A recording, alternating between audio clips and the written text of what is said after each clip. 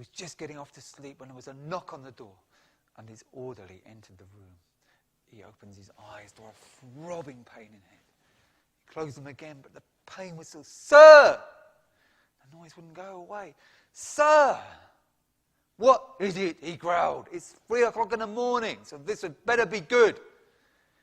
"Sir, the chief priest is at the temple, and the temple guard, and they've got a prisoner with them too." "They can damn well wait till morning," he said. "But sir, it's their Passover tomorrow, and they won't leave without seeing you." He thought to himself, why do these people never take no for an answer? Send them up then, he responded grudgingly. "They won't come in because it will make them unclean, and it's their Passover tomorrow." I hate this country. The food is awful, the people are insufferable, and their religion is impossible. He hastily put on his toga, and cursing every step, he went to the door to meet them.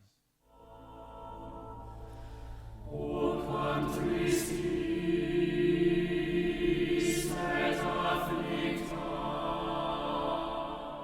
the air was sharp, and there stood a bedraggled collection of pantomime characters.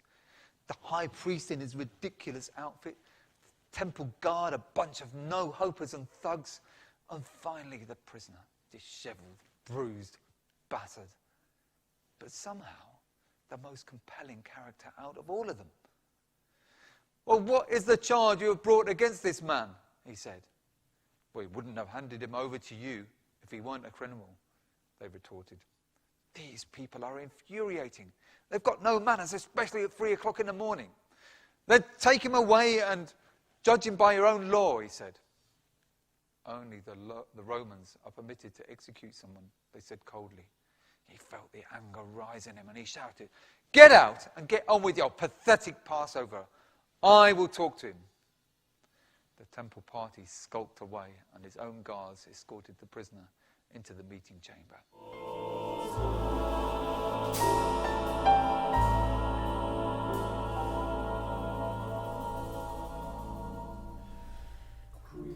"Are you the king of the Jews? Is this your own question, or did others tell you about me?" the prisoner replied. To cap it all, we have a joker here, he thought. One who wants to play games. "What, do you think I'm a Jew? I hate every corner of this miserable country. Listen to me. I don't care one iota about what others say or think. It's your people who have brought you here. So let me ask you again. What have you done?" The prisoner gave a piercing gain, and then sent a shiver down his spine, and then spoke. "My kingdom is not an earthly kingdom. If it were, my followers would fight to keep me from being handed over to the Jewish leaders." "So you admit you are a king?" The prisoner responded, "You say I'm a king. Actually, I was born and came into the world to testify to the truth. All who love the truth recognize that what I say is true." He felt the anger rising. This fool was lecturing him about truth. What did he know about truth? Power is truth. When you have power, you decide what is true. Simple as that. And he had power, so he was jolly going to decide what story was told.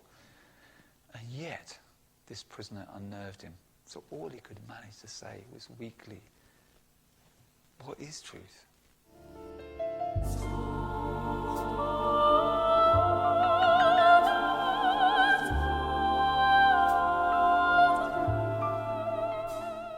The prisoner said nothing, yet his presence filled the room in a way that he could not explain.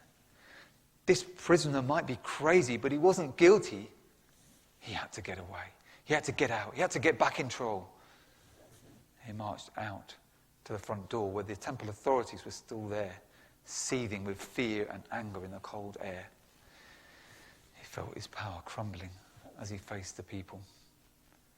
"He is not guilty of any crime I can see. But you have a custom of asking me to release one prisoner each year at the Passover. Would you like me to release the King of the Jews?" "Barabbas!" they shouted as one. And he turned in shame and self-loathing, powerless to stop the story unfolding.